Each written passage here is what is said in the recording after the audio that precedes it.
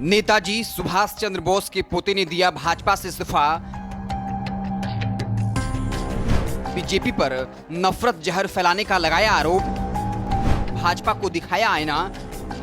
कभी वोट के लिए बीजेपी ने सुभाष चंद्र बोस को खूब भुनाया। बोस को आजादी का सच्चा सिपाही बताया। आजादी का दिया पूरा श्रेय कांग्रेसियों द्वारा छलकर इतिहास में अन्य स्वतंत्रता सेनानियों से कमतर बताने का लगाया था आरोप। उनके मौत की वजहों की भी खोली थी फाइलें। पोते को पार्टी में करवाया था शामिल। दे दी थी बड़ी जिम्मेदारी। बंगाल उपाध्यक्ष का सौंपा पदभार। अब बोस के पोते ने दे दिया पार्टी से इस्तीफा। इस्तीफा देने के साथ पार्टी के नीतियों की खोल दी पूरी पोल। भाजपा पर नफरत फैलाने का, दो समुदाय के बीच जहर फैलाने का लगा दिया आरोप। सुभाष चंद्र बोस की विचारधारा नफरत के खिलाफ थी। हिंदू मुस्लिम एकता के थे हिमायती। वीर सावरकर का भी किया था विरोध। सावरकर के अंग्रेजों के साथ देने पर सुभाष चंद्र बोस ने सावरकर को दी थी चेतावनी।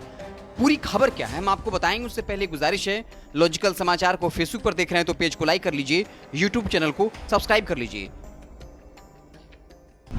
चंद्र कुमार बोस ने अपने इस्तीफे को लेकर क्या कहा? इंडियन एक्सप्रेस की एक खबर के मुताबिक चंद्र कुमार बोस ने इस्तीफा देते हुए कहा वह वर्तमान परिस्थितियों में पार्टी के साथ काम नहीं कर सकते। बोस ने बंगाल में पार्टी के गलत रास्ते पर चलने का आरोप भी लगाया।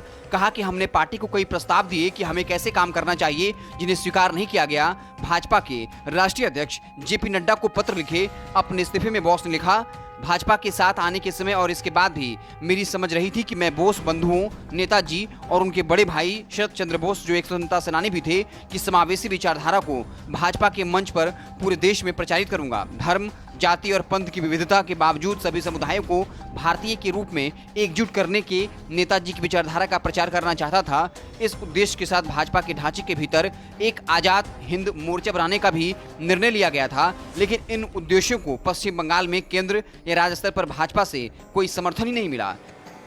चंद्र कुमार बोस ने कई मुद्दों पर पार्टी लाइन के खिलाफ जाकर दिया था बयान। बोस ने 2019 में संशोधित नागरिकता कानून CAA का भी विरोध किया था। बोस ने कहा था, धर्म के आधार पर नागरिकता नहीं दी जा सकती। भारत हिंदू राष्ट्र नहीं है। अगर आप इसे हिंदू राष्ट्र बनाना चाहते हैं तो पहले संविधान बदलें। बोस ने सबसे पहले ट्वीट कर अपनी असहमति जताई थी। NBT से बातचीत में बोस ने कहा था, CAA सही है लेकिन उसमें मुस्लिमों को भी जोड़ना होगा। बोस ने बीजेपी के आदर्श सावरकर के खिलाफ भी टिप्पणी की थी। संस्कृति मंत्रालय से शिवसेना के सांसद हेमंत तुकाराम गोडसे के विनायक दामोदर सावरकर के नाम पर म्यूजियम होने के सवाल पर कटाक्ष करते हुए बोस ने ट्वीट कर लिखा था, क्या ब्रिटिश सरकार से दया की गुहार लगाने वाला शख्स किसी सम्मान या संग्रहालय का हकदार है? 2016 में किया था पार्टी ज्वाइन। चंद्र कुमार बोस 2016 में हावड़ा में हुई भाजपा की एक रैली में केंद्रीय गृह मंत्री अमित शाह की उपस्थिति में भाजपा में शामिल हुए थे। बोस भाजपा के टिकट पर 2016 में विधानसभा चुनाव और 2019 में लोकसभा का चुनाव भी लड़ा। चंद्र कुमार बोस को 2016 में पश्चिम बंगाल भाजपा का उपाध्यक्ष नियुक्त किया गया था, लेकिन 2020 के संगठनात्मक फेरबदल के दौरान उन्हें पद से हटा दिया गया।